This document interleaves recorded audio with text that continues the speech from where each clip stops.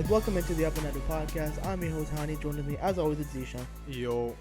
Alright man, so now the trade deadline has officially passed. We've had about just over a week or so to kind of digest, cool down, I guess is the best way to say it, because the NBA trade deadline was absolutely insane this season. There was a lot of player movement, a lot of things going on, and a lot of teams look a lot more different than they did before the deadline. Like the entire league, for that matter. So I guess now that we're kind of hitting the All-Star break and we're kind of getting a chance to see what these rosters are going to be looking like heading into the second half of the season, we wanted to kind of break down some of the winners and losers of the trade deadline. And I think there's definitely arguments for both sides. And there's also teams that are kind of within that middle area that didn't really get worse, but they also didn't really get better either. So in this episode, we're going to be breaking down the winners and losers of the trade deadline. But if you haven't already done so, check out the last episode that we posted up, which was our trade deadline breakdown. We ended up breaking down some of the biggest trades of the deadline.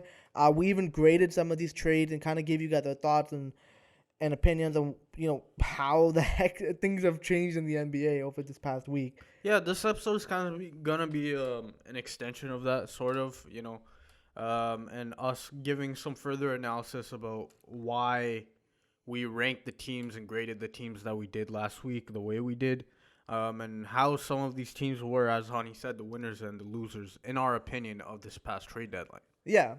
And starting us off with the winners of the trade deadline. Now, these are the teams that we classify that are teams that either got better at the deadline or addressed their needs or overall are just in a better, they basically made the big moves that got them better or, again, put them in a better position heading into the second half of the season. And I guess there's no other way to slice it. The team that arguably made the biggest splash of the trade deadline was the Phoenix Suns. The Phoenix Suns, absolute winner of the deadline. They got Kevin Durant. There's not really much more I have to say, more than the fact that they got the best guy available. And to be honest with you, we didn't even expect him to be available. The fact that they were able to pull off this move when nobody was expecting it, obviously at an hour that nobody was expecting it to happen at. But the fact that they were able to pull this off is pretty insane. And it did change the landscape of the NBA. Now, I think the biggest element for me and why the Suns are a huge winner in this offseason, besides the fact that you're getting the best player, is the fact that they've reestablished their commitment to winning now. And I think, obviously the Suns have had a lot of recent success. They made it to an NBA Finals. They've had some deep postseason runs. But, this season, it was just looking up and down.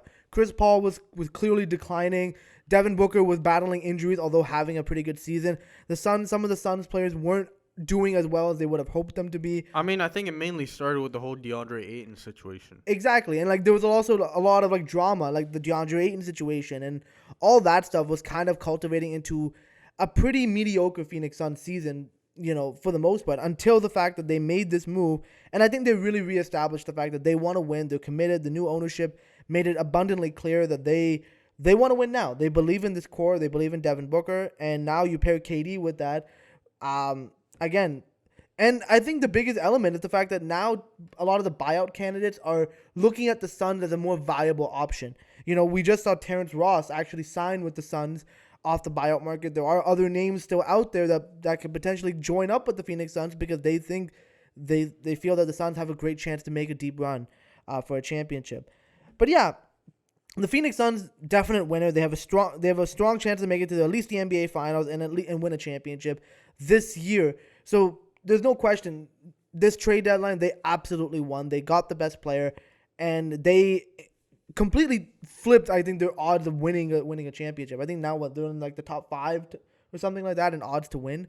I think didn't they go up to 1 or something now? It's something insane like that where their odds skyrocketed in favor of them winning an NBA championship. But yeah, Phoenix Suns, definite winner. Keeping out west, we're going to talk about the Los Angeles Lakers as one of the biggest winners of the trade deadline. Now, the main thing for the Lakers is that they completely revamped their entire roster. They brought in a whole new set of guys to replace their old set of guys that they were having no success. They were having no success before, and they replaced all those guys with a bunch of new guys. They made their team much more balanced. They got some shooting in. They got some defense in. And overall, they just have a semblance of much more of a normal team now. Another huge point for them was that as we know, they got rid of the Westbrook contract, and not just the contract, because at this point it was an expiring contract anyways.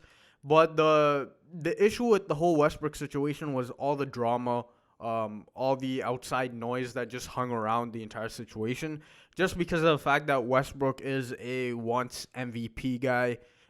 He has the reputation, he has the fan base around him, and then he was also a very polarizing player, usually for all the negative reasons, and all the mistakes that he used to make on the court. So I think getting rid of that whole situation entirely just makes this a much more freer Los Angeles Lakers team. And I think it's better for Westbrook too, like just to close the narrative on him. And I think a lot of the media really put a lot of unnecessary blame on the guy in Westbrook, and I think again some of the criticism that he faces is a little unfair. I think especially his Russell Westbrook's wife was reportedly very upset at some of the comments, especially that locker room. Yeah, that was comment. weird, man. Like I don't some of those understand. things were out of line in my opinion, and I think the Westbrook, the dude, he's a fantastic person. Like he's clearly shown that he's a really nice guy, a really good person. But I think sometimes it doesn't work out. And I think for Westbrook, getting a fresh opportunity somewhere else, wherever that may be, is going to be good for him moving forward. I mean, Rob Pelinka for one appeased LeBron, which is a huge win for him. Well, he kind of had to. Yeah, a lot of people were saying that his time might be up. But the main thing is that the Los Angeles Lakers now moving forward for the rest of the season have a competent team, at least on paper. They can try to now make that playoff push. They have a great chance to do that. And again, if they get into the playoffs, who really wants to face a team with LeBron James and Anthony Davis, especially with the team that they have around them now, which is pretty solid, at least on paper. So, and the biggest thing with this new look Lakers is the fact that the pieces fit a lot better together than the old version of the Lakers. Now, this is not the first time the Lakers have completely built a brand new team, but this time I think Pelinka did a good job finding guys that fit what LeBron and AD, what their strengths are. Obviously, D'Angelo Russell, you've seen the impact that he's brought in. Malik Beasley, Jared Vanderbilt. Like, these guys have come in and have brought in the missing pieces that the Lakers were missing, obviously, early on in the season. So, definitely some big moves for the Lakers. Like I compared it to what Cleveland did in 2018, right? It's kind of the same thing that happened. Yeah, exactly. Now, my only question with the Lakers is how good are they actually going to be? Will they be able to compete for a playoff spot in the West? But they have to win, 18 of 24 or whatever, or something crazy like that to get into the playoff spot or play-in spot. Yeah. But we'll see. The Western Conference is absolutely insane right now. Which, speaking of our next winner of the offseason, it is another Western Conference team. The West completely dominated the trade deadline. Let's just throw that out there.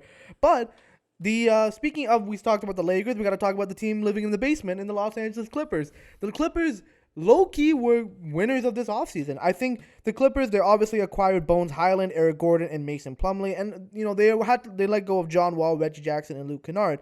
But I think for me, the biggest reason why I classified the Clippers as a winner of the offseason is because they went into the offseason as buyers and they had a few needs. Trade deadline, you mean? Yeah, they went into the trade deadline as buyers and they had some needs that they wanted to address. And those needs were they needed some guard help, they needed some shooting, and they needed a center. They basically addressed all three of those needs, with the moves that they made. And they didn't really have to give up much of anything to get them. I think Bones Highland was 2 second-round picks. Eric Gordon, they not only got out of John Wall's contract, they got out of John Wall and Luke Kennard's contract. I don't even think they gave up any draft capital. I think they only gave up second-rounders again. Basically. Or something like that. And they got Eric Gordon for that. And then, again, Mason Plumlee was just a 1-2-1 swap with Reggie Jackson, which, again, you were able to get Bones Highland, so you have a guy to fill in that void. So I think the fact that the Clippers, they still have Kawhi, they still have Paul George, now they have an even deeper roster than they did before the deadline. They can still add another piece or two via the buyout market. The Clippers are low-key in a great position to make a deep run. Now, again, we're saying this before the playoffs, obviously, so we don't know about the health of Kawhi, the health of PG, and how everyone is going to fit together and what they're going to do in the buyout market, but this Clipper team is a good team. They're deep enough. Ty Lue's done a great job in coaching some of these guys up. I think the Clippers are going to be a low-key dark horse to make it to the Western Conference Finals. I mean, that's the main thing that separates them from a lot of other teams, right? Their depth is very good. Terrence Mann coming off the bench, basically a six-man of the year candidate at this point with Norman Powell. I was a very big fan of the Mason Plumlee pickup. I think he solves a lot of needs for the Clippers. He's what they needed, yeah. And Eric Gordon as well now with another veteran presence, a guy who can, get you like 10, 15 points a game if he Floor needs spacer to. too, like floor spacer, and he's a playoff performer. So we know what they bring. So again, the Clippers they weren't like really big moves, but these are moves that were needed, and they were filling the gaps on their already really deep and really good roster that they got going on right now. So man, the Clippers are a definite winner of the offseason. And finally, the last team that I would classify personally as a winner of the offseason would be the Dallas Mavericks. Now, I know this one is going to be a bit more debatable. Obviously, I know Zeeshan disagrees with my opinion on this. But I think Dallas can be classified as a winner of the offseason because they were able to get Kyrie Irving, and they just recently signed Justin Holiday off the buyout market. And they only really had to give up Spencer Dinwiddie and Dorian Finney-Smith. But I think for me, the biggest reason why I think the Dallas Mavericks are a winner is because they went in with the plan at the deadline, and they wanted to get a second star. And they ended up getting that. They got Kyrie Irving. They didn't really have to give up much in draft capital at all. Like, they gave up 2027 and 2029 picks. Like, that's not really anything of recent concern right now for the Dallas Mavericks. And they got Kyrie Irving, which I think for the fact that, again, Luka and Kyrie are obviously one of the most lethal offensive duos in the league now.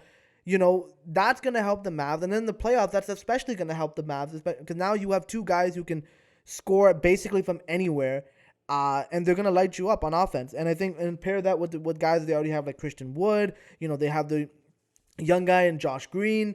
They have some good players on this team. Now, I know the big concern is that they did lose a lot on the defensive end, losing their best defender in Dorian Finney-Smith, obviously losing Spencer Dinwiddie as well. But I think, now that they've shown that they're committed into winning now, similar to what I said about Phoenix, it will entice some more guys maybe to sign up on the buyout market. We already saw Justin Holiday kind of sign up on that. There are some other names still floating around out there that could be interested in joining up with Dallas. So I think for the fact that, they got Kyrie Irving, they got that second star, they went for it, they're actually trying to win.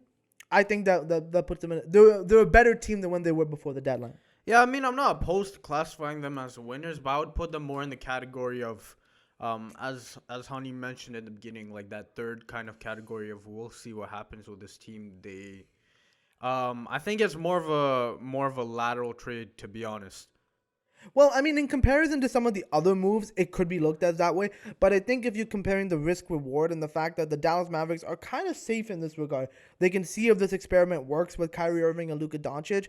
And if it works, great. You can get a guy you can keep around for another few more years. If it doesn't work, he's a free agent at the end of the summer. You don't have to sign him, and you got cap space now to move forward with another star or another plan. Yeah, I mean, my main issue is once again just the offensive questions. Obviously, the defense. I mean, they're gonna struggle very badly on defense.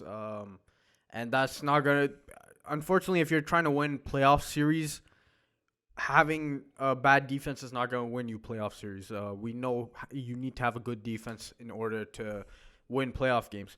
But on top of that, again, the offensive fit questions, I mentioned it in our trade deadline episode in regards to mainly Luka Doncic's ability to fit next to Kyrie. I don't have as many questions as of Kyrie's fit next to Luka Doncic because we've seen Kyrie be able to fit alongside a guy like KD, James Harden, LeBron.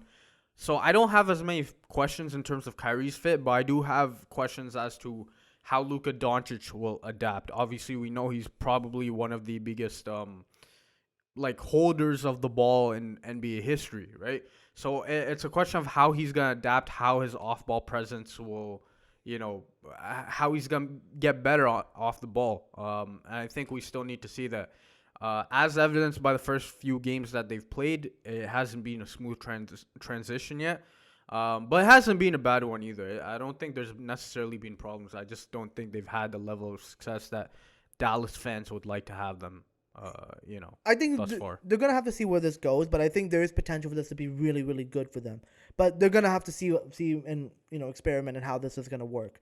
Yeah, anyway, so those were our winners, the teams that we classify as winners from this trade deadline. The two LA teams, the Phoenix Suns and the Dallas Mavericks, at least in Hani's opinion, and the last one. Flipping things over to the losers of this trade deadline are teams that we, in our opinion, didn't really address their needs or didn't really get better, Or especially wasted in comparison to the rest of the league. yeah. And the first team we're going to mention is the Memphis Grizzlies. The problem with the Memphis Grizzlies isn't that they're a bad team. They're actually a very good team, as we know. The problem for them is that they just didn't do much at the deadline except for getting a guy like Luke Kennard, who, granted, does help them, with some extra shooting. But if you look at in comparison to what the rest of the Western Conference teams did from top to bottom, we mentioned the LA teams, we mentioned Phoenix, we mentioned Dallas. Denver got Thomas Bryant, they got Reggie Jackson off the buyout market. Golden State got Gary Payton the second back. We'll see what happens with that whole situation.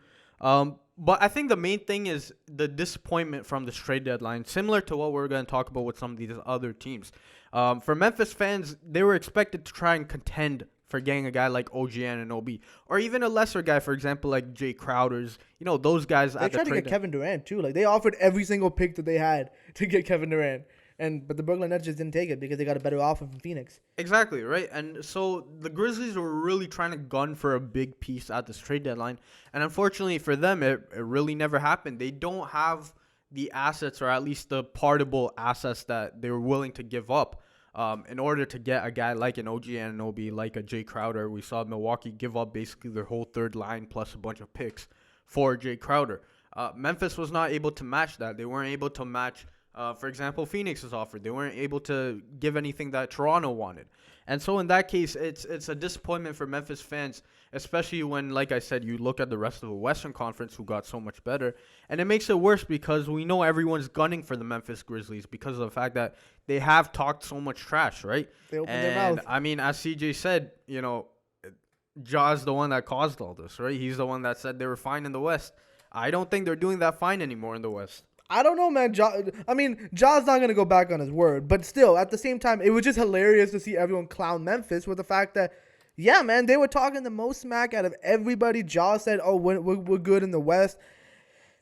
Hey, man, karma is real, man. I'm just going to say that much, man. And I guess this is the Memphis Grizzlies' karma. But I think for the Memphis Grizzlies, I think a lot of their issues really stem from the fact that they have guys like Brandon Clark on like a poison pill. They can't really move him. And besides him, they don't really have any fillable salaries that they're willing to part with. As you mentioned, they don't want to trade their now first-time All-Star and Jaren Jackson. Ja's untouchable. And nobody really wants Steven Adams or, at the price tag that he's at. So it's, they don't really have tradable assets that they're willing to part with. So again, the most tradable asset likely would probably be a Dylan Brooks. But the problem is for Memphis Grizzlies, you don't really have a replacement for Dylan Brooks. No matter how many headaches he causes you with his bad shot selection and whatnot, you don't have a replacement for him, for his defense, for the leadership that he provides you.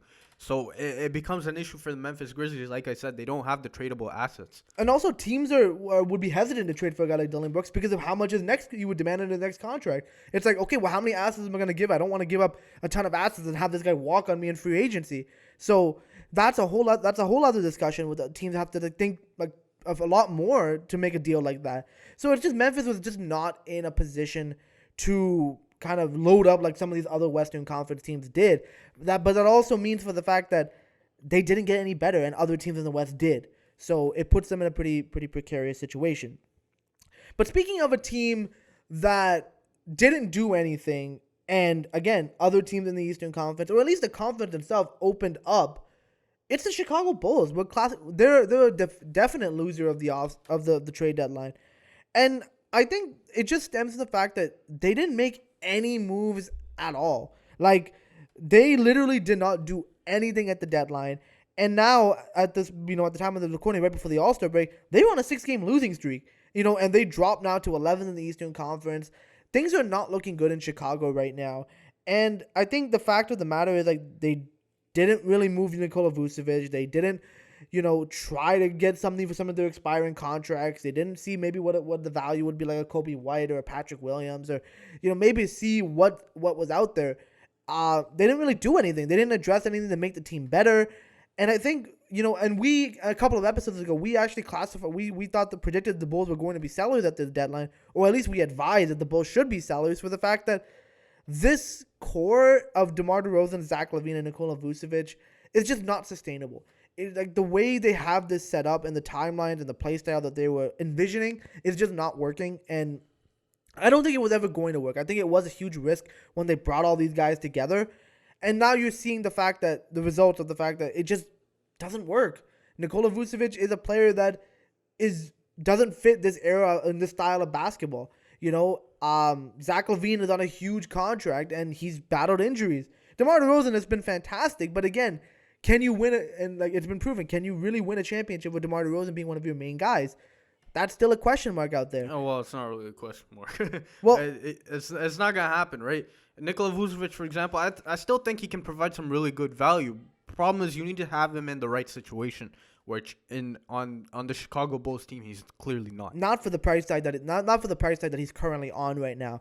And I think again, he was an expiring deal, so how much would teams be willing to give up for him? I don't know. And again, and I think the biggest reason why I think the Bulls are a big loser of this offseason, they pretty publicly shopped Zach LaVine. Like, I think there was like a lot of discussion between the Bulls and the New York Knicks surrounding a Zach LaVine deal.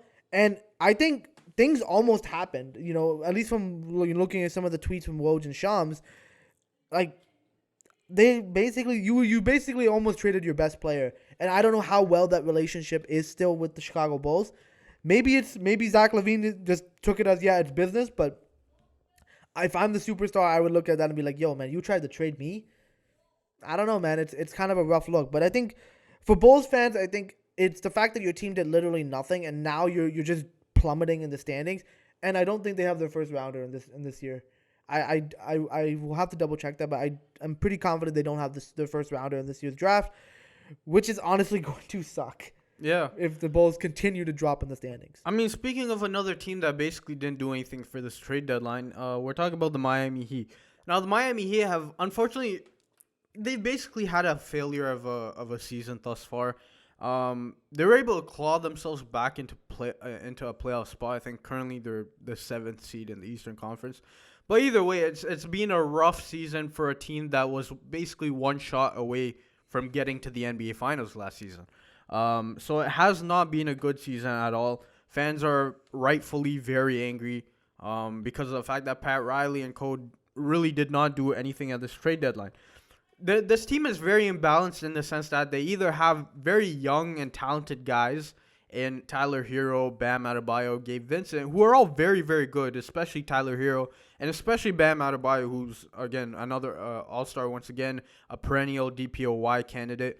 He's very good, but the problem is they don't have a great player. They don't have the type of guy that can put them over the top in terms of young players. They have a guy like that in Jimmy Butler, but we know Jimmy Butler, Kyle Lowry, other guys on the team, they're on the back end of their careers at this point. So it's a mismatch of talent that are kind of on differing timelines at this point, which is why it's very hard to see how Miami can get definitively better, get out of this current situation that they're in right now.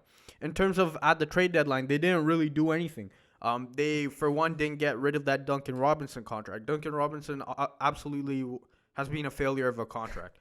What a waste of a signing. It was a waste of a signing, and it's unfortunate because Duncan Robinson really has a great story. You really feel for the guy, and you respect how hard he worked. But the problem is, again, when he can't do the one skill, and when all of his other liabilities are overshadowing it, and when you don't have the team around him to help cover up those liabilities at this point anymore, it becomes a question as to why they gave him that contract in the first place. He's the cautionary tale of do not sign a one-dimensional player too early. And I think, again, I know he's undrafted. I know he has a good story and all that stuff. But the fact of the matter is he was always a one-dimensional player. And those type of guys, if they can't do the one skill that they have, like you just mentioned, they're of no value to you. Like, they literally are just another body on the floor. And if you want to make deep runs in the NBA playoffs, you need guys to produce and be able to be, especially in today's NBA, you need guys to be multifaceted. You want guys to have multiple different skill sets so that, you can leverage them in a lot of different situations. And I think Duncan Robinson is one of those guys that just, like, he was replaced by Max Strus pretty quickly. And because Max Strus can not only do Duncan Robinson's role, but do it better. But he's not a huge liability on the defensive end. I mean, he can dribble a little bit. He can attack the basket when he needs to. So yeah, an even bigger issue, they still have no power forward. They're still running Caleb Martin at the power forward spot, which is absolutely crazy. The fact that they're at the 7th seed with no power forward. Bro, how tall is he? I think he's like 6'5". I don't know. He's like 6'7" max, something like that. But I think the main problem is similar to I think what happened this year in Toronto. The Miami Heat, Pat Riley and co have kind of over-relied on Eric Spoelstra's talent. They've I think expected too much of Eric Spoelstra. And as I said, similar to I think what happened in Toronto this season, I think Masai might have over-expected from Nick Nurse's talent. And that's what happens sometimes when you have a really great coach. But again, you need to have a roster to be able to complement a great coach, which the Miami Heat do not have. You got to give the coach some guys to work with, and I think, again, they can do the best they can, like Eric Spoelstra and Nick Nurse, like they can do the best they can, and they're really good coaches. But at some point, like there are limitations that a coach just cannot fix.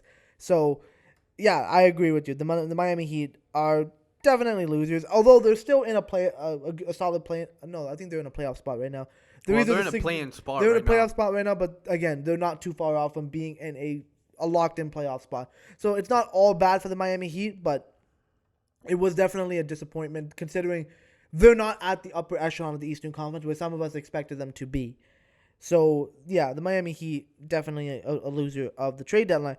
Bringing us to the final team that we classify a loser, and I think this one is pretty disappointing considering there was some optimism heading into the season, the beginning of the season, and how things played out. But, man, what are the Portland Trailblazers doing? I don't know what they're doing. It's really, really a puzzling thing to understand what the Blazers are trying to do. You know, not only did you lose Gary Payton II and Josh Hart, but you basically got nothing back for them. I mean, you got Cam Reddish, Matisse Thybulle, who was a pretty okay pickup, Kevin Knox, and you got some draft capital. I think you got like 5 second-round picks for Gary Payton. Like, that's nothing. And considering the fact that Damian Lillard is having arguably a career season, you know, he's been having a pretty good year for himself after coming off of injury, you know, and the fact that you literally made no moves to help him, I think is a pretty big slap in the face to Damian Lillard, who recommitted to Portland, hasn't asked for a trade yet. You know, and the fact that he wants to stay, he wants to build something here in Portland, but the front office is just refusing to make the requisite moves in order to build around him the right way. Like, you can't trade away talented guys and get nothing back for them. I think the main problem with Portland is that they're willing to make moves, but they're only willing to make the safe move. You know, getting a guy like Jeremy Grant is a great pickup for any team, but it's not the best that you can do if you're the Portland Trailblazers. And that's basically been the story of this whole front office during the Damian Lillard saga, which is that they're willing to make okay moves, cool moves, but not make great ones because of the risk that comes with those great moves. And that's basically screwed over this whole Damian Lillard tenure. Yeah, and I think, again, considering the fact that all the other teams in the Western Conference, all the other top teams got better and the Blazers got worse, it says a lot, and I think to your superstar in Damian Lillard. So, man, I don't know. The Portland Trailblazers, to me right now, they still have no direction as a franchise.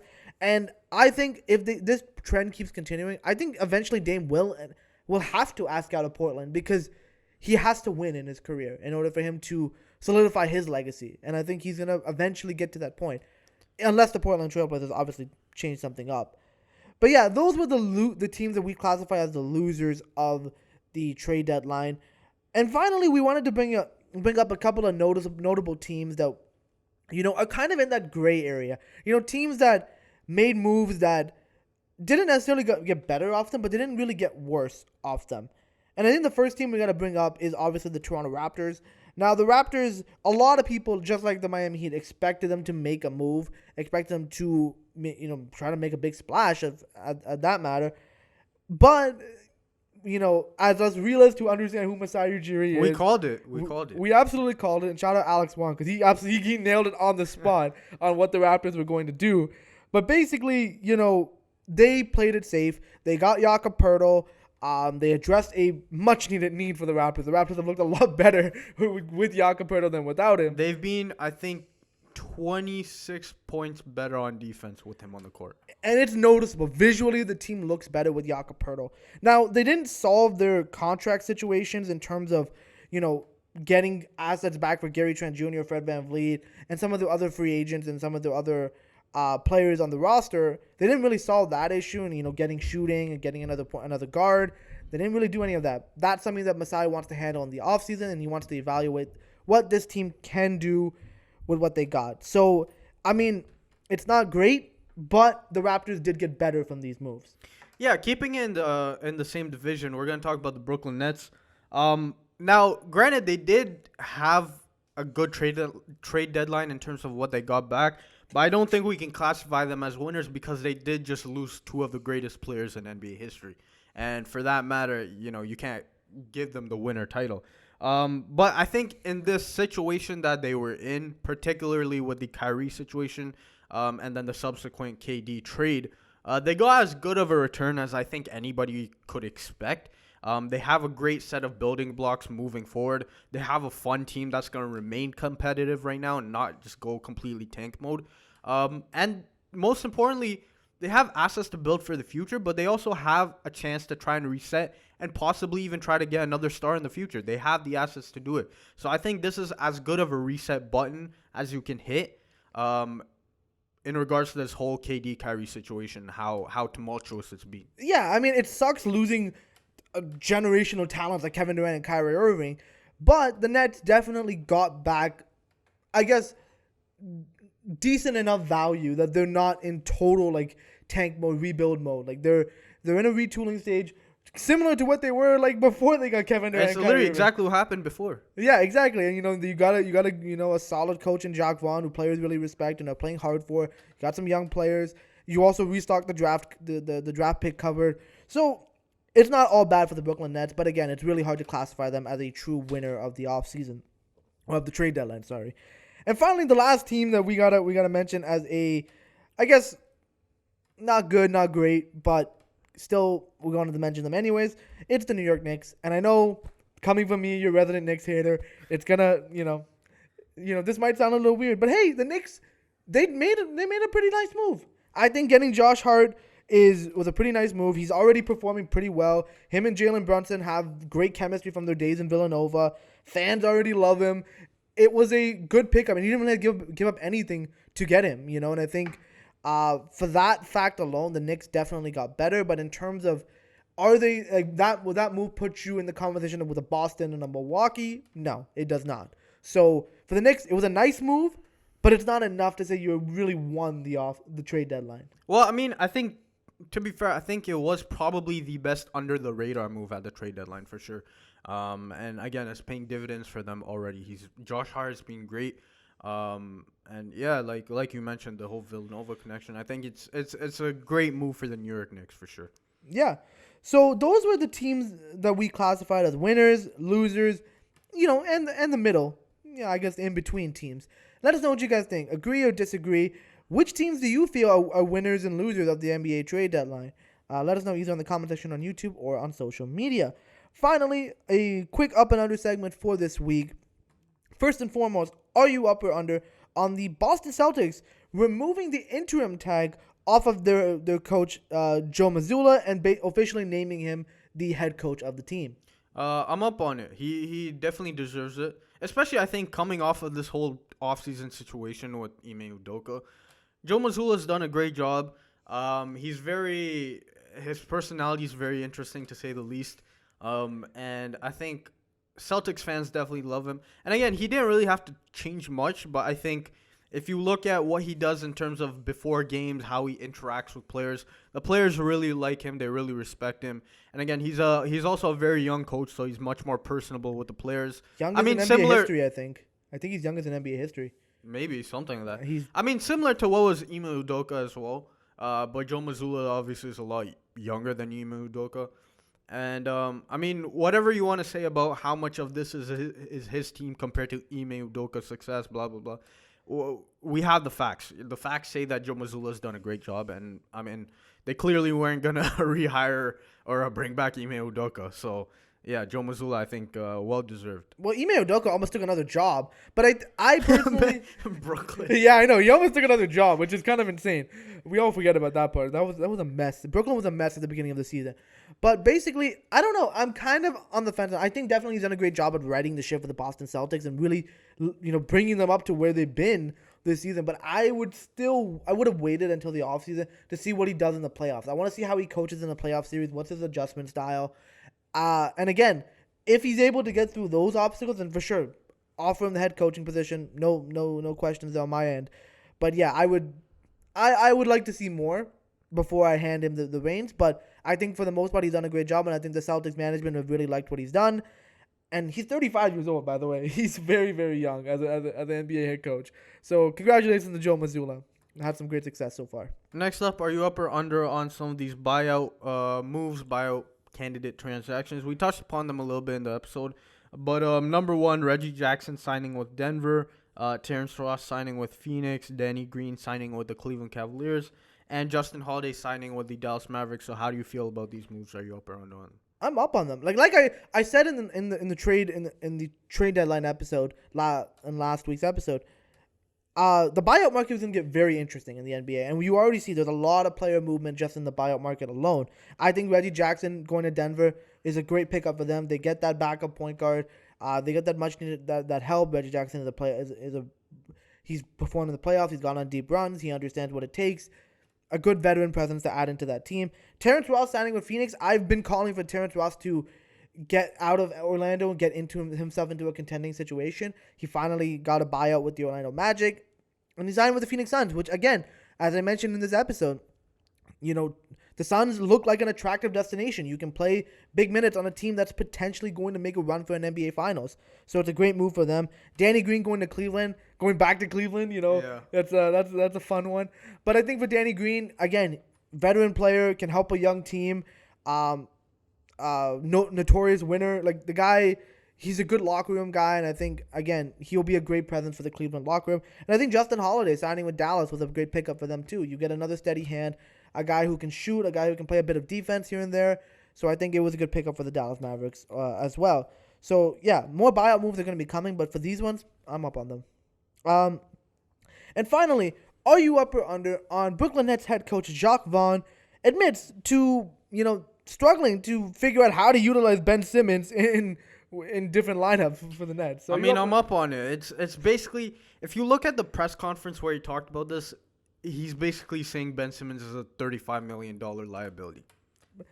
Basically is what he's saying. Listen, I called this shit when he signed the contract. Worst contract in the league. Called this. Go back to the episodes. I don't know which one it is, but go back in the history.